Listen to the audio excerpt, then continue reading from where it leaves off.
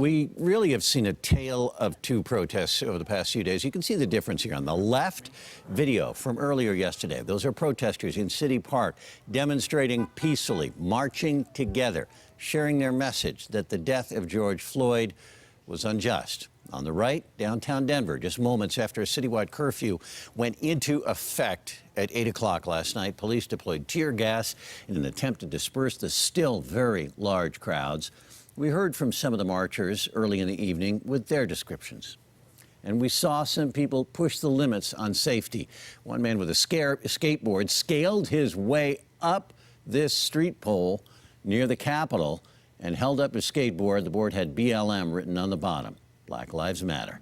Police deployed a lot of tear gas after the 8 o'clock curfew came and went. They used it to try and disperse crowds, which only worked really momentarily. Crowds would walk away from the tear gas, go to another area.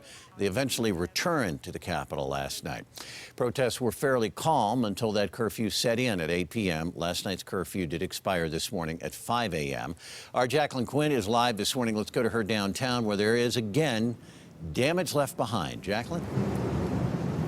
Yeah, there's damage. People are cleaning up around me. You can see actually some of the things that are just left in the middle of the street. Some of those trash bins that were set on fire are just behind me with some of that debris there. But I'm seeing graffiti. I'm seeing broken glass all around this block here of Colfax. You know, and again, we were talking a little bit about just this distinction between how things change during the day. It was somewhat peaceful. And then just after that curfew, really, police started to move in and some of the damage happened and the graffiti started coming about. So, you know, we also saw protesters blocking the streets, refusing to move, making it even harder for police to push them back and really disperse this crowd.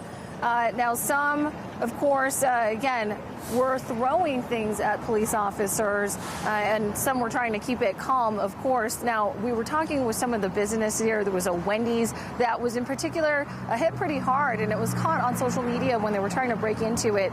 Some people were in this crowd trying to stop people from breaking these windows and vandalizing these businesses. So I talked with the manager, and he told me just you know, how he felt about seeing it this morning when he came to the store. It's depressing, you know, knowing how the economy is.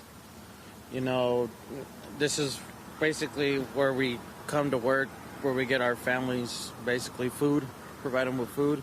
I have a newborn. It's like a month and a half old. And, you know, I had a manager when they started breaking windows. You know, she was scared for her life.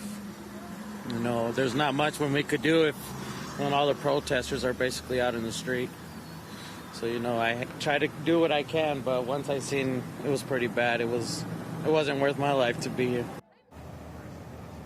And that manager actually came back to make sure that his other manager was okay. She got out fine. That is a tricky area over there. It's a trouble spot because it's close to District 6 of the Denver Police Department. And he's hoping that this doesn't happen again tonight. But right now they're cleaning up and they may have to keep that business closed. He said it's going to be closed for at least today, but maybe until this is all over. For now, reporting in Denver, I'm Jacqueline Quinn covering Colorado First. Interesting conversation you had there, Jacqueline. There's a manager, he's got a young child, a baby he's just brought into this world. And I imagine he's wondering, what kind of world have I brought this child into? Yeah, and, you know, the workers there, they live close by. They live in this area. And again, they're going to be out of work for at least today, you know, in that particular restaurant. Other people around here, they're cleaning up. They're going to be delayed opening up. I'm standing by this restaurant that makes sandwiches. This is Chiba Hut, I believe. And he's telling me the same thing. They made it in and they actually stole a couple of items. You know, we don't know how many of these businesses have been hit yet. We're still waiting to learn more from police, but that has been the case somewhat this weekend. That's a good interview and good work out there. Jacqueline, thanks a lot for showing us and bringing us